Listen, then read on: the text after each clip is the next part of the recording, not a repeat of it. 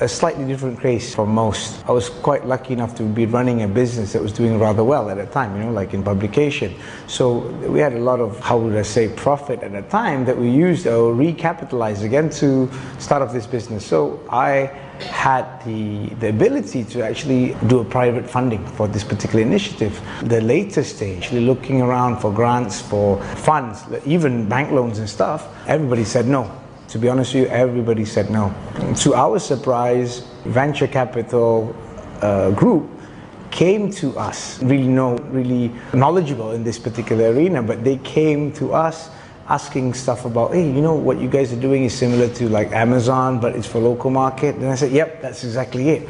And from there, interest began. So like I said, you need to get somebody that actually understands what you're doing.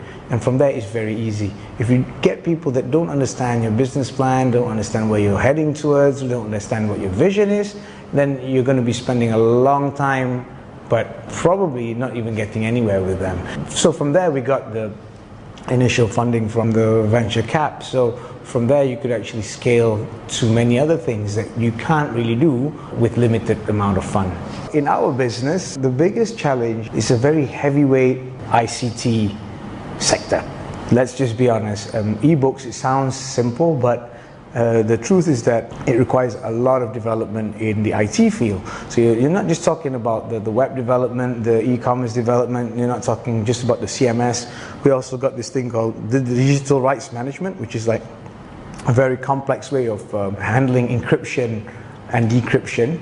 That's one big chunk whereby we need to spend a lot of money and a lot of programmers for. And on top of that, at the end of the day, when the product is ready, then we have to shoot it out to the users. Then the users will then be using their chosen apps. So we have to then develop apps for iOS, we have to do for Android, and now we've got apps for Windows 8, Chrome, and so forth. So the list just goes on and on and on, and you have to have specific programmers for specific language. It's not like I can hire one programmer and it fits all.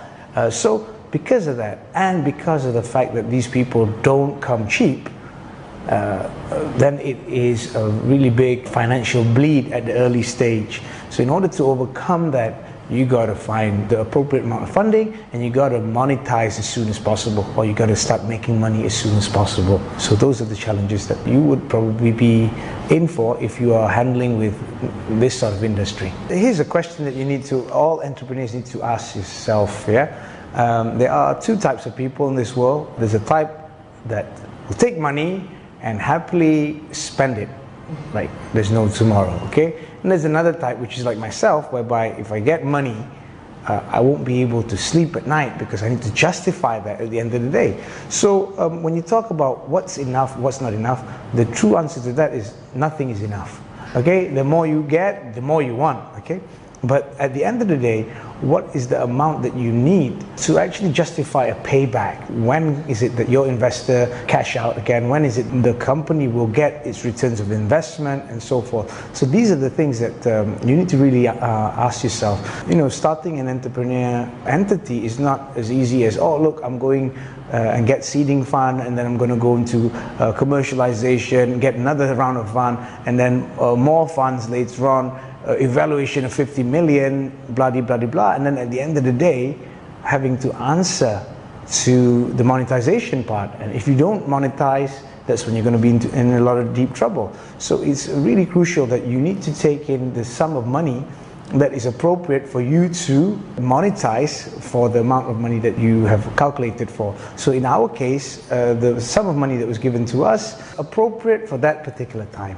If you're talking about our growth stage now, probably we need more funding. If I can be very honest, if I say it's our business plan, I'll be lying. I mean, the business plan is always in the head. We always had a clear vision of what we wanted to do, and we have stuck to that plan until today.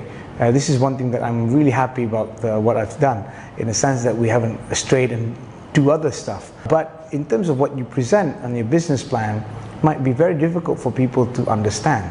The most important thing that you need to show is your passion. If you really have passion for what you want to do, the people that are seeing you really believe that you can do that, then that is the thing that really measures.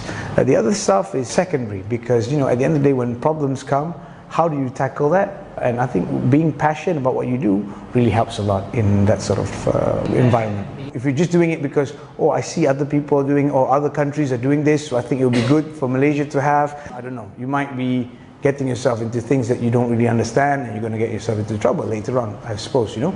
But if you're really passionate about that, already 60% of the whole thing